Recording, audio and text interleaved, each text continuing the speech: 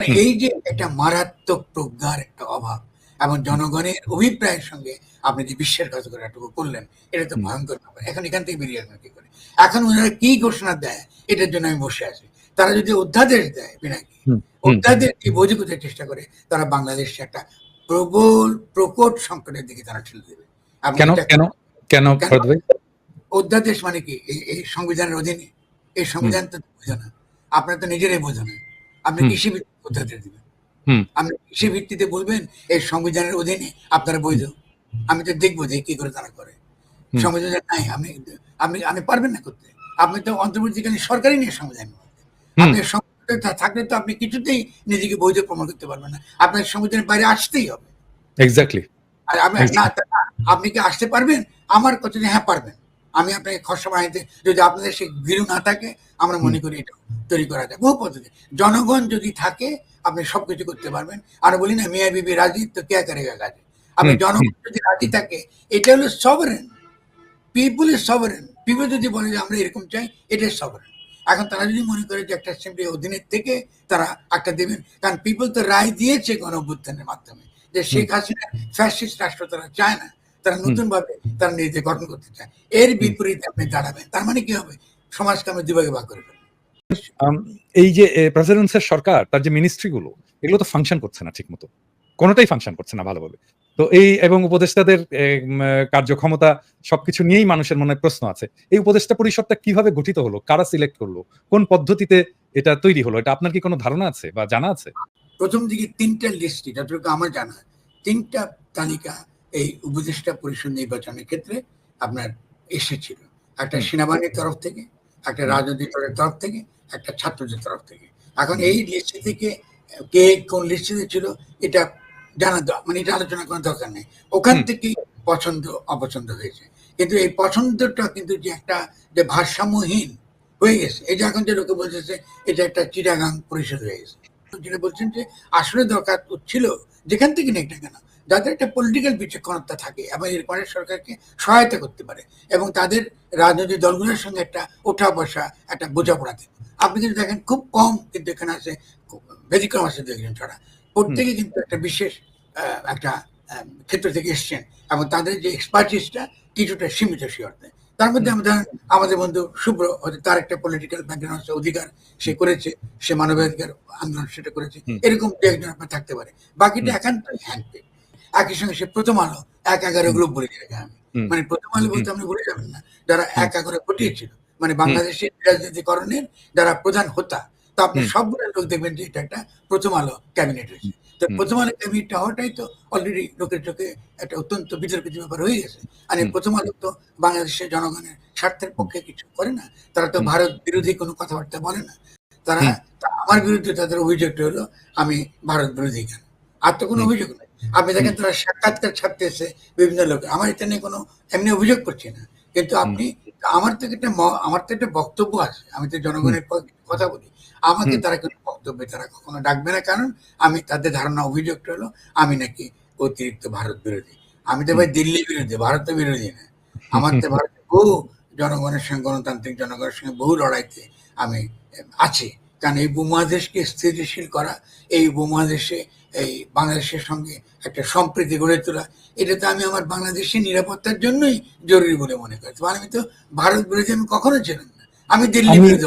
একটা জায়গায় একটু আসতে চাই। এই উপদেষ্টা এবং প্রফেসর ইউনূসের সরকার কিভাবে ফাংশন করছে সেটা প্রসঙ্গে। মানে জি, প্রফেসর ইউনূস একজন আন্তর্জাতিক খ্যাতি সম্পন্ন একজন ফিগার। আ উনি বড় অর্গানাইজেশন চালিয়েছেন। শুধু দেশে না বিদেশে। আম উনার মেধার ব্যাপারে তো কোনো প্রশ্ন নাই। ম্যানেজারিয়াল ক্যাপাসিটির ব্যাপারে প্রশ্ন নাই। কিন্তু কেন জানি মনে হচ্ছে যে উনার সমস্ত কিছু সত্ত্বেও একজন রাষ্ট্রনেতা হিসাবে উনাকে তুলে ধরতে পারেননি এখনো। আপনারও কি তাই মনে হয়? এটা আমার মনে হয়েছে। এবং যদি এটা আপনারও মনে হয় তাহলে এটা কেন? না প্রথমত আমরা এভাবে ভাবি যে তাকে নির্বাচিত ছাত্ররা তাকে চেয়েছে সত্যি কথা। এবং চাবার পেছনে তাদের যুক্তিটা আপনি ফেলে দিতে পারবেন, যুক্তি আছে। যুক্তি হলো তারা একটা এমন একটা মানুষকে চেয়েছে যার একটা আন্তর্জাতিক একটা তার একটা একটা একটা একটা একটা ভাবমূর্তি ভাবমূর্তি আছে। হুম, আছে এবং তারা এটাকে ব্যবহার করতে চেয়েছে ভাবমূর্তিটা দিয়ে এবং কিছু কিছু ক্ষেত্রে সেটা কাজও করেছে। কিন্তু ডক্টর ইনু যে পলিটিক্যালি তিনি যে এত দুর্বল এটা কিন্তু আমরা অনেকে বুঝি নাই। এই ক্ষেত্রে তার যে প্রজ্ঞা আমি আশা হুম, করেছি, সেই প্রজ্ঞাটা কিন্তু আমি সত্যিকার অর্থে খুব হতাশ হয়েছি ব্যক্তিগতভাবে।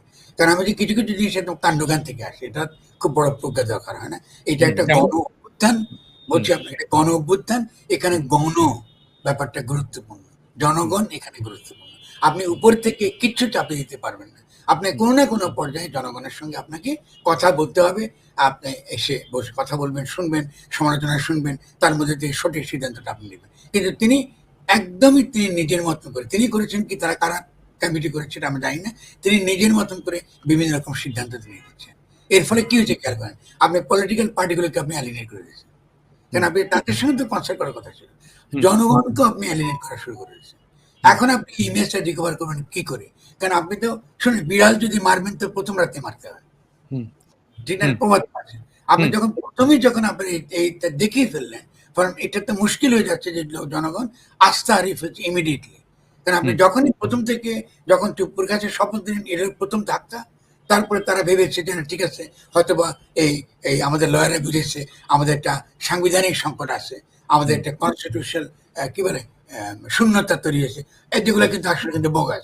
কারণ বাংলাদেশের সংকটের চরিত্রটা একান্তই রাজনৈতিক। এটার হুম, সঙ্গে সংবিধানের বা আইনের কোনো সম্পর্ক নেই। এটাকে হুম, খামোখা একটা আইনি বিষয়ে পরিণত করা হয়েছে। ফলে হুম, এটা তো বোঝাটাও তো তার একটা প্রজ্ঞা দরকার ছিল যে আসলে এটা একটা পলিটিক্যাল ক্রাইসিস, এবং পলিটিক্যাল ক্রাইসিসের ফলে এটাকে রাজনৈতিক সংকটটা সমাধানের জন্য তাকে আনা হয়েছে। তো তিনি আইনের মধ্যে কি করে ঢুকলেন, এবং হুম, পরবর্তীকালে ঢুকলেন, ঠিক আছে, আপনি হয়তো তিনি অতটা বুঝেন নাই, কিন্তু পরে দেখছি উনি যেভাবে হ্যান্ডপিক কিছু লোককে ঢুকাচ্ছেন, এই যে কমিশনে খেয়াল করেন, ঢুকানে তিনি স্বাধীন মালিক প্রথম খেয়াল হুম, করেন, হুম, আবার স্বাধীনকে সরাইতে থাকা হলো। তারপরে হুম, কাকে ঢুকালেন? আলী রিয়াজকে ঢুকালেন। হুম, আচ্ছা, আলী রিয়াজকে ঢুকাচ্ছেন ভালো। এখন আলী রিয়াজের পজিশনটা কি? তিনি কি সংবিধান পুনরীক্ষণ করতে চান? তার কিছু আগে লেখাটা পড়েছি। কিন্তু হুম, এই যে পুনরীক্ষণটি করবেন, এটার ম্যান্ডেট তো নাই। আপনার হুম, তো শপথ নিয়েছেন যে সংবিধান আপনার সংরক্ষণ করবেন, রক্ষা করবেন। তো হুম, সংবিধান বদলাবেন কি করে? হুম, এগুলো হুম, এগুলো দেখেন, এগুলো তো কাণ্ডজ্ঞানের বিষয়। এটার হুম, জন্য তো বড় কোনো বুদ্ধির দরকার পড়ে না। হুম, আপনাকে কে, কোন জায়গায় দাঁড়িয়ে আপনি হুম, এই সংবিধান সংস্কার করবেন? হুম, হোয়াট ইজ ইউর অথরিটি? হুম, আপনি কে দিচ্ছে এই অথরিটি সংবিধান বদলাবেন? আবার আপনি নিজে বলছেন যে হাত দিয়া এই শপথ নিচ্ছেন যে আপনি সংবিধান সংরক্ষণ করবেন। সংবিধান সংরক্ষণ করা কি আপনি বদলাতে পারবেন যদি শপথ নেবার পরে? এটা তো বদলাতে পারবে একমাত্র এই যে পরবর্তী আপনার কি বলে, যদি আপনি কোনো ওই আমাদের একটা যদি জাতীয় সংসদ হয়, মানে জাতীয় সংসদে 2/3 ভোটে আপনি হয়তো হুম, বদলাইতে বলতে পারবেন। তো আলী রিয়াজের কি পারবে সে করতে? তো আলী হুম, রিয়াজ যদি আমি হতাম, তো আমি তো প্রথমে তো করার জন্য বলতাম যে ভাই এটা তো হবে না, আমি তো এটা পারবো না। তারা হুম, বুঝি আলী রিয়াজের সংবিধান বোঝে না, হুম, আলী রিয়াজ একটা আইন বোঝে। আমি ব্যক্তি আকারে বলছি না, এটা সিম্পল আর্গুমেন্ট। আপনি হুম, আপনি কি করে বদলাবেন? Who gave you the authority? হুম, ঠিক আছে, আপনি করতে পারেন না তো। হুম, আপনি একমাত্র যেটা করতে পারেন যে আপনি যদি একটা গণঅভ্যুত্থানের সরকার হিসেবে নিজেকে ঘোষণা দেন, আমি জনগণের পক্ষে এসেছি এবং আমি যেটা করবো এটাই জনগণের পক্ষে আইন, আপনি ডেফিনেটলি করতে পারেন। তাই তো নতুন গঠনতন্ত্রের প্রণয়ন করতে পারেন। হুম, আপনি নতুন করে গণপরিষদ নির্বাচন করবেন, গণপরিষদ পরে আপনি সরকার নির্বাচনের জন্য আপনি যাবেন। এটা তো হুম, জানা কথা। তাহলে হুম, এই যে একটা মারাত্মক প্রজ্ঞার একটা অভাব এবং হুম, জনগণের অভিপ্রায়ের সঙ্গে আপনি যে বিশ্বাসঘাতকতাটুকু করলেন, এটা তো হুম, ভয়ঙ্কর ব্যাপার। এখন এখান থেকে বেরিয়ে আসবেন কি করে? এখন ওনারা কি ঘোষণা দেয়, এটার জন্য আমি বসে আছি। তারা যদি অধ্যাদেশ দেয়, পিনাকি,